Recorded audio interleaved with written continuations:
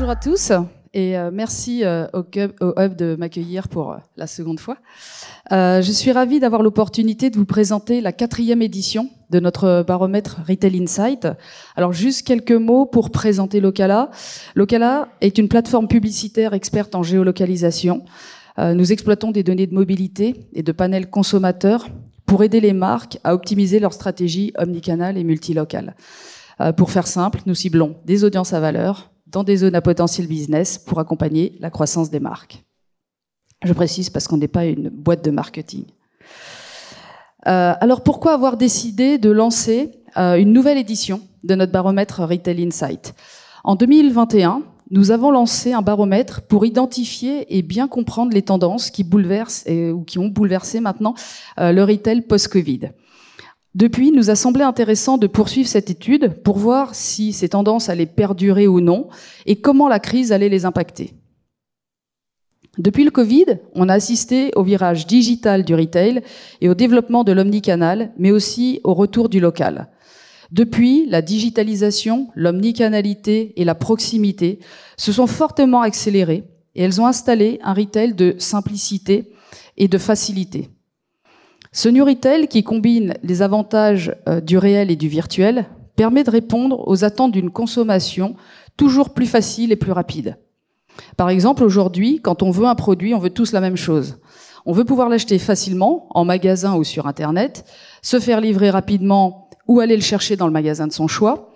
Bref, au final, on veut tous avoir le choix de notre propre parcours. Et ça, c'est devenu la norme. En parallèle, on observe que la consommation est devenue de plus en plus respectueuse de la planète et des individus. Et ça aussi, c'est devenu la norme. Après une phase de rébellion, observée en 2023, dans un contexte de crise de pouvoir d'achat, on voit cette année que ce New Retail impose désormais ses standards. Globalement, toutes les tendances 2023 se sont affirmées en 2024 et les évolutions les plus importantes tiennent au cadre imposé par l'économie circulaire et à l'intégration de l'IA. Le conscious retail s'est durci et est devenu une obligation sous la pression du consommateur et des réglementations. Ce phénomène concerne désormais toutes les générations. En effet, même si la Gen Z est encore plus sensibilisée à cette cause, avec 71% d'entre eux qui déclarent acheter des produits durables, les boomers ne sont pas en reste, puisque plus de la moitié déclarent aussi acheter des produits durables. Les entreprises sont donc forcées de s'engager avec transparence, ce qui entraîne une évolution à marche forcée des business models autour du concept d'économie circulaire. Autre évolution majeure, l'IA, qui est rentrée dans notre quotidien à tous et qui pénètre tous les secteurs et tous les métiers du retail. Le succès de l'IA s'explique par les multiples opportunités en termes d'applications opérationnelles, notamment dans la logistique et le service client, et j'y reviendrai, mais pas que. Et d'ailleurs, on a déjà tous eu l'occasion d'utiliser une IA, que ce soit en discutant avec un chatbot de service client pour une réclamation, par exemple, ou en interrogeant ChatGPT pour obtenir une information. Ces évolutions, exacerbées par la crise, ajoutent leur lot de contraintes sur un consommateur déjà sous pression et qui doit dorénavant faire des arbitrages. Cela se vérifie dans notre étude Quanti, avec plus de 90% des Européens qui déclarent faire plus attention aux prix et aux promotions. On voit aussi que 65% d'entre eux ont modifié certaines de leurs habitudes d'achat plaisir pour des raisons économiques. Les habitudes de consommation sont donc à nouveau bousculées. Ces fortes évolutions et pressions sociétales obligent les retailers à se renouveler en se transformant en profondeur et en innovant. Dans ce contexte, en tant qu'experts du retail, nous avons souhaité décrypter et analyser ces évolutions qui bouleversent le secteur. On a donc lancé la 4e édition de notre baromètre Retail Insight. Ce baromètre, il a été construit à partir d'une démarche en 3 temps. Un cahier de tendance international qui met en exergue les grands mouvements qui bouleversent l'industrie du retail, une approche qualitative B2B d'entretien téléphonique de décideurs du retail pour savoir comment ils voient l'évolution de leur métier, et une approche quanti B2C auprès de 4000 Européens afin de recueillir des chiffres structurants sur les enjeux d'aujourd'hui et de demain.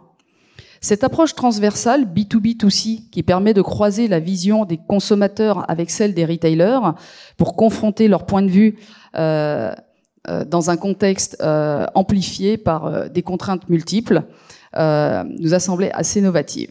Pour dresser cet état des lieux, on a fait appel, comme depuis le début, depuis 4 ans maintenant, au cabinet d'insight et de conseil Marketing Insight. Alors cette année, il ressort 14 tendances de fond et émergentes. Je vous laisse les découvrir derrière moi. Vous voyez par exemple l'efficacité omnicanale qui n'est plus une option. Plus que jamais, les consommateurs veulent effectivement pouvoir passer d'un canal à un autre en toute facilité dans leur parcours d'achat. D'ailleurs, on observe que 73% des consommateurs font leurs achats en utilisant plusieurs canaux. Les bons plans, nouveaux boucliers, on voit que la guerre des prix fait rage et les marques doivent trouver un équilibre entre une offre de qualité et des prix compétitifs. Il ressort de notre étude que 78% des consommateurs utilisent régulièrement des apps mobiles de marque pour obtenir des offres et des deals personnalisés. Autre tendance, la consécration du mobile. On voit que le mobile joue un rôle central avec plus de 80% des clients qui consultent leur smartphone avant de faire des achats en magasin. Autre tendance, le magasin physique, nouveau lieu d'expérience positive. Plus que jamais, les consommateurs veulent vivre des expériences qui déclenchent des émotions positives.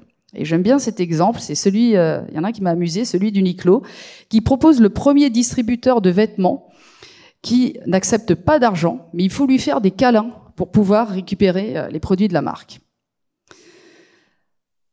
Les commerces de proximité dynamisent le local. Les consommateurs font le choix de la proximité pour des raisons pratiques ou de soutien au commerce local. On le voit bien avec les petits supermarchés de quartier qui fleurissent un peu partout, comme les Carrefour City, les Intermarché Express, les U-Express ou encore Franprix, qui bénéficient d'une hausse de 48% de leur chiffre d'affaires en 4 ans. Donc vous pourrez tranquillement parcourir toutes ces tendances dans le baromètre, le petit livret qu'on va vous distribuer tout à l'heure. C'est une avant-première. Aujourd'hui, je vais zoomer sur 2 tendances qui sont le développement durable, une contrainte contraignante, et l'IA, du buzz à la réalité. J'ai choisi ces 2 tendances car elles impactent notre quotidien à tous. Elles font la une de l'actualité et elles influencent fortement vos stratégies business et marketing. Alors, quand on interroge des décideurs du retail, ils sont unanimes pour dire que le développement durable est devenu une contrainte contraignante. Par exemple, un annonceur du textile nous dit, et je cite, « Il n'y a plus de boîtes qui font de la RSE parce que j'ai envie d'être une entreprise à mission. Ils le font parce qu'ils n'ont pas le choix. » Donc là, c'est très clair. Quand vous allez déjà répondre aux enjeux réglementaires qui se durcissent pratiquement tous les mois, mais qui sont d'une complexité sans nom, c'est plus tellement de savoir si on doit y aller, on n'a pas le choix, c'est la loi. Du coup, il faut avancer, essayer de comprendre et déjà commencer par le réglementaire, puisqu'il est tellement contraignant. Je crois que le message est clair. Et vous comme moi, on a tous vu que le gouvernement souhaite moraliser la fast fashion en imposant un malus écologique sur chaque vêtement vendu. On reproche à ces productions ultra rapides de vêtements à petit prix de créer de l'addiction chez le consommateur et d'avoir des conséquences très négatives pour la planète et le secteur de la mode. Shine, c'est plus de 7000 nouvelles références en ligne et plus de 1 million de vêtements produits par jour. Et on le sait tous, ces produits sont fabriqués dans des pays où les normes sociales et écologiques ne sont aujourd'hui plus acceptables. Cette concurrence déloyale est également responsable de nombreuses faillites d'enseignes moyenne gamme bien connues. Rien qu'en 2023, on a vu disparaître Camaïeu, Naf Naf, Gap ou encore Burton.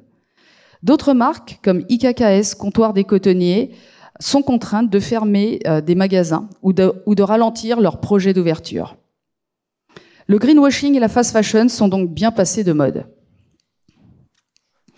A contrario, le marketing éthique ou marketing durable a fait son apparition ces dernières années et la manière dont on fait du marketing est aujourd'hui très regardée. Ça, vous le savez tous, je crois, dans la salle. Il s'agit pour les entreprises et les marques de faire connaître leurs engagements en matière de RSE et de promouvoir un nouveau modèle axé sur des sujets tels que la transition écologique, la protection de la planète, le mieux consommer. Les marques se doivent d'être de plus en plus transparentes, mais surtout, il faut que ces valeurs soient authentiques. Le marketing était historiquement axé sur la valeur d'un produit ou d'un service, mais à mesure que les consommateurs deviennent plus avertis, une nouvelle dimension s'ajoute à ces questions. Quelles sont les valeurs de cette marque et est-ce qu'elles me correspondent ?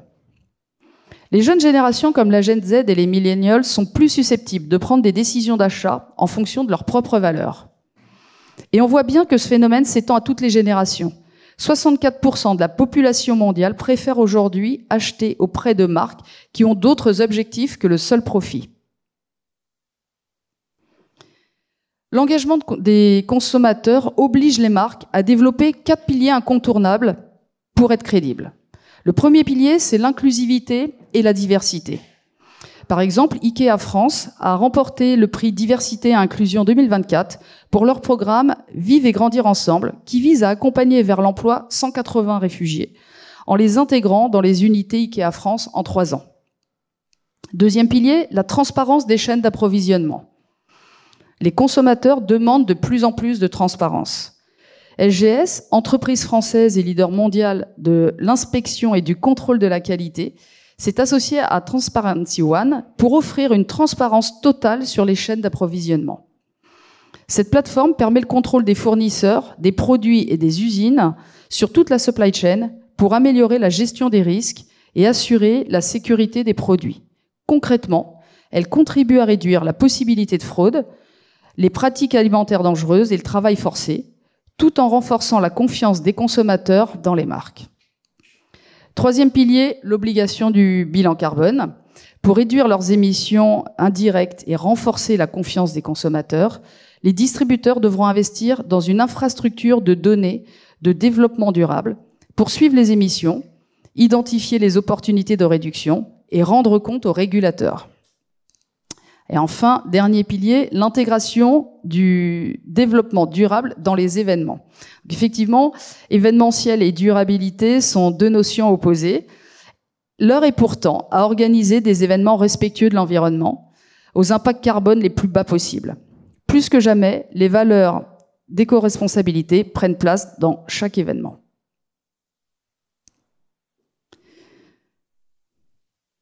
Ces nouveaux comportements se vérifient partout en Europe. Vous voyez derrière moi les résultats de notre baromètre Quanti. Il ressort en effet de ce baromètre que plus de 40% des Européens déclarent acheter souvent ou toujours des produits de marques qui s'engagent ou venant de sources durables. Le marketing des valeurs s'infiltre dans tous les secteurs. Côté mode, Prada s'engage depuis 2023 à reverser 1% des revenus de la collection Prada Renilon afin de soutenir le projet de l'UNESCO Sea Beyond. Il s'agit d'une collection réalisée en nylon régénéré et durable, issue des déchets plastiques collectés dans les océans. Côté alimentaire, les fans de Starbucks pourront désormais venir avec leur propre mug se faire servir leur boisson préférée sur place ou à emporter. Après des tests menés dans une douzaine de magasins en Californie l'été dernier, l'enseigne vient d'étendre cette possibilité à l'ensemble des États-Unis et au Canada. Côté beauté, l'enseigne de cosmétiques et de parfumerie Harrods Beauty a déployé son programme de recyclage dans ses magasins écossais. En partenariat avec les spécialistes du recyclage My Group, les bacs sont spécialement conçus pour que les clients puissent y déposer leurs produits de beauté, du parfum et des soins de la peau afin qu'ils soient recyclés.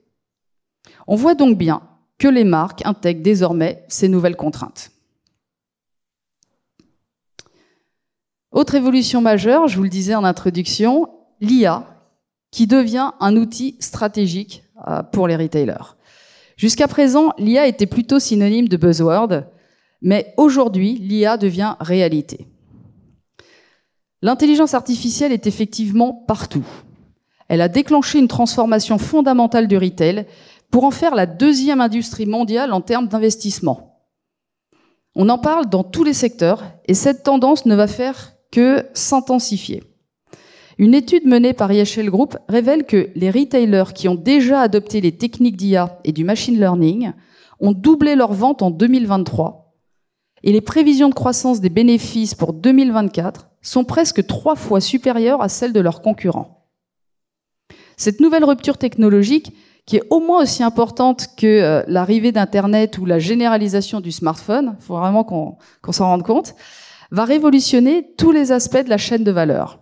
Depuis la conception de produits influencés par l'identification des tendances, à l'optimisation, de l'approvisionnement en produits, jusqu'à l'exploitation de la technologie pour la prévision et la personnalisation des stocks tout au long du parcours d'achat. Mais aussi un inventaire précis en temps réel et, vous l'avez vu comme moi en magasin, la modification des prix numériquement. La logistique, notamment, bénéficie pleinement des avancées de l'IA. 6 entreprises sur 10 prévoient d'automatiser leurs entrepôts au cours des 5 prochaines années et souhaitent allier de manière équilibrée main-d'œuvre et automatisation. L'effacement des frontières entre espaces digitaux et espaces physiques mettra encore plus l'accent sur la nécessité d'une visibilité sans faille sur les stocks. Si un produit est en stock, il faut être en mesure de le proposer à la vente, où qu'il soit et quel que soit le canal. Par exemple, Smart Vision interprète les données filmées par des caméras de stéréovision et contrôle en temps réel les préparations effectuées par les opérateurs. La solution permet ainsi de diminuer de 80% le taux d'erreur. Les images capturées peuvent également être utilisées en cas de réclamation pour vérifier que le processus de préparation a été réalisé conformément aux attentes. Ce suivi par vidéo identifie mieux les causes des insatisfactions au bénéfice de l'expérience client. En plus de l'optimisation opérationnelle, l'IA Smart Vision offre une digitalisation complète du poste de chef d'équipe. Les responsables peuvent suivre en temps réel l'avancement de la préparation de chaque commande, tout en accompagnant les équipes. De plus en plus sophistiqués et habiles, boostés à l'intelligence artificielle, capables d'interagir avec leur environnement, les robots sont maintenant en mesure d'intervenir à chaque étape de la chaîne de valeur des entreprises. Selon le rapport World Robotics 2023, le nombre de robots en service dans les usines et les sites de production dépasse actuellement 4 millions d'exemplaires. C'est 3 fois plus qu'il y a 10 ans. Par ailleurs, selon une étude retail de Verizon, 60% des activités des retailers sont partiellement ou entièrement automatisables, avec à la clé une augmentation de leur chiffre d'affaires de l'ordre de 10%. Un gain qui est donc tout à fait concret et qui incite actuellement de nombreux détaillants à franchir le pas. L'IA transforme également le support client. Le nombre d'entreprises prévoyant d'utiliser l'IA pour le support client en 2024 a bondi de 318%. D'après une étude de Forrester, en 2024, l'expérience client s'améliorera pour la première fois depuis 3 ans dans le monde grâce à l'exploitation de certaines technologies. Par exemple, l'utilisation de l'IA générative dans les centres d'appel vient combler les lacunes relatives à l'expérience collaborateur qui engendre une baisse de l'expérience client. Par exemple, IKEA présente son nouveau chatbot baptisé Billy, du nom de sa célèbre bibliothèque. Le chatbot est développé pour répondre aux questions habituelles des clients, pour permettre aux équipes de gagner du temps et de pouvoir être formées sur le conseil en décoration d'intérieur. Vérification des commandes, horaire du magasin, programmation des livraisons. IKEA ne prend donc aucun risque en confiant cette tâche à un chatbot. Et lorsqu'on interroge les décideurs du retail, ils nous confirment la réalité opérationnelle de l'IA dans la gestion du service client. Vous voyez d'ailleurs un verbatim d'un acteur de la GSA à l'écran derrière moi.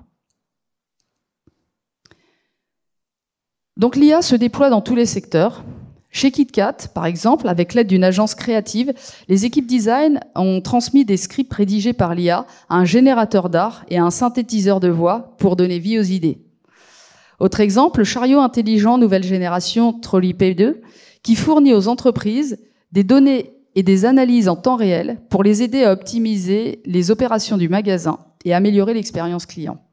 Concrètement, le chariot détecte automatiquement les articles placés dans le panier et les reconnaît en quelques secondes. De son côté, Bricorama a développé Paint, un assistant d'achat génératif alimenté par l'IA, pour accompagner les clients dans leurs travaux de peinture. Disponible sur le site, Paint a été conçu pour inspirer et guider les clients dans chaque étape de leur projet, de l'inspiration en proposant des styles tendances, à l'achat des matériaux, jusqu'à comment réaliser la mise en œuvre. L'IA renforce également la personnalisation en passant du sur-mesure au self-service. Les données deviennent essentielles et tirer parti d'analyses sophistiquées sera déterminant pour que les entreprises proposent des expériences personnalisées.